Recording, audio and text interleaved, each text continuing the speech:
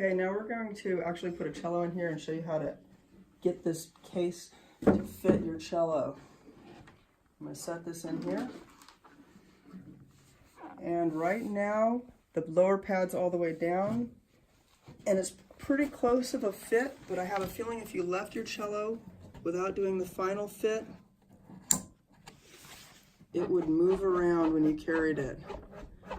Okay, see how it's a little sloppy?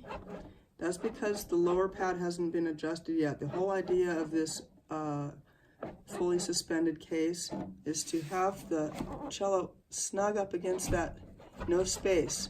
So if you're carrying your cello case and you can hear your cello rattling around, that means you haven't made a proper adjustment. We'll pull it all the way up, and then we're going to go over to the bottom, and we're going to adjust the lower pad. Okay. Here's the lower pad. It has not been adjusted yet. You can see that it's off center, and that's to accommodate this tightening screw. If your tightening screw is on the other side for some weird reason, this is actually adjustable with a screw, and you can move it sideways. I just wanted to add that. But right now, for fitting it into this case, because we have a little bit of a gap here, we lift this pad up till it seats against the cello, and then we tighten up this knob, and it's kind of tight here. So I get in there with two hands, and I tighten it up really well. There's also a hole here.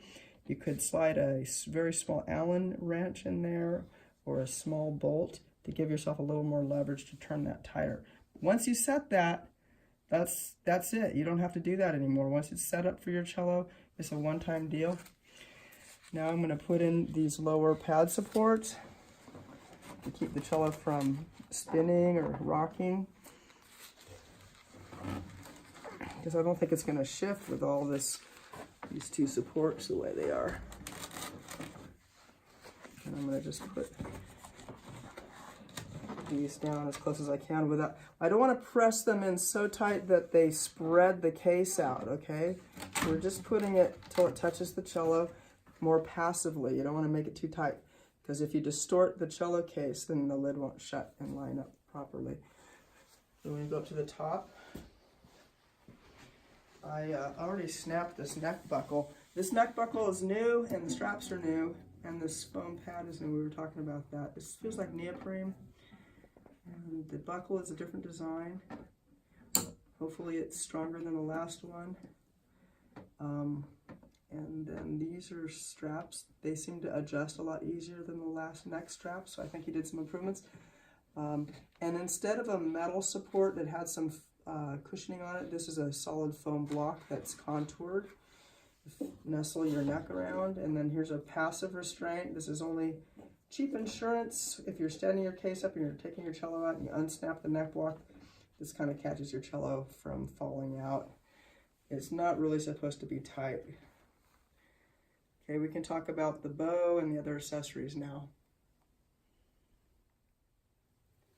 Okay, coming down here to the bottom of the lid, we have another one of the cushions. It's fixed.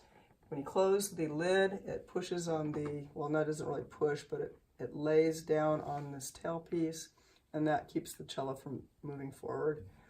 On either side are the bow holders. The bottom pocket is just a closed sewn receptacle. The top two bow holder connections have these Velcro closure, and what I like about this design is it's sewn at the top. So sometimes the ones that are just open, the bow can actually bounce up enough to release this end, and it can scratch the varnish on your cello. If the bow comes loose on either of these, then it's not so good for the cello. So I like this design a lot. I'm going to put a bow in there. I do it this way with the frog down for several reasons. The frog shape matches this receptacle. This frog is heavy, and it's got a lot of metal on it, and so it's not likely to break away out of there. Then I put the tip in and close the Velcro. The tip is lighter weight, so it's less likely to force this Velcro open, and if it does for some reason.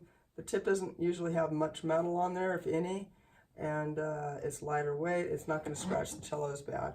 A few tips have metal tips, but this one is ivory, imitation ivory. If it bounces, nothing's going to come loose, which I really like. The next thing is the accessory pouch that is in at the C-dot location. That's similar to BAM. So it has a pretty generous pouch, Velcro. You can take it out if you need to, and drop your rosin in there.